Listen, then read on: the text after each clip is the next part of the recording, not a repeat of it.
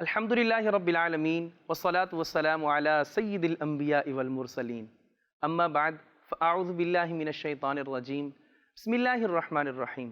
آج انشاءاللہ عز و جل ہم اولیاء اللہ کے سردار جو ہیں ان کی سیرت، ان کا مختصر سا تعارف سنیں گے۔ حضور غوث الاعظم شیخ عبد القادر جیلانی رحمۃ اللہ تعالی علیہ کی ولادت بسعادت 1 رمضان مبارک سن 470 ہجری جمعۃ المبارک کو جیلان میں ہوئی۔ آپ رحمۃ اللہ تعالی علیہ کی کنیت ابو محمد، جبکہ محی الدین، محبوب سبحانی، غوث اعظم، غوث ثقلین وغیرہ آپ رحمۃ اللہ تعالی علیہ کے القابات ہیں۔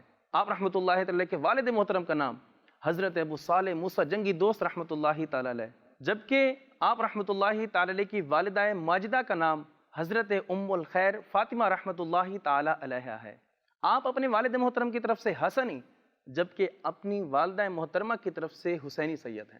حضرت علامہ ابن جوزی رحمۃ اللہ تعالی ارشاد فرماتے ہیں کہ حضور شیخ عبد القادر جیلانی رحمۃ اللہ تعالی نے 11 ربیع الاخر سن 561 ہجری کو بعد نماز مغرب بغداد شریف میں وصال فرمایا، اور بوقت وصال آپ رحمۃ اللہ تعالی علیہ کی عمر شریف 91 یعنی تقریباً 91 سال تھی، اور آپ رحمۃ اللہ تعالی علیہ کی نماز جنازہ آپ کے شہزادے، آپ کے بیٹے حضرت سید سیف الدین علامہ عبد الوہاب قادری رحمۃ اللہ تعالی علیہ نے پڑھائی۔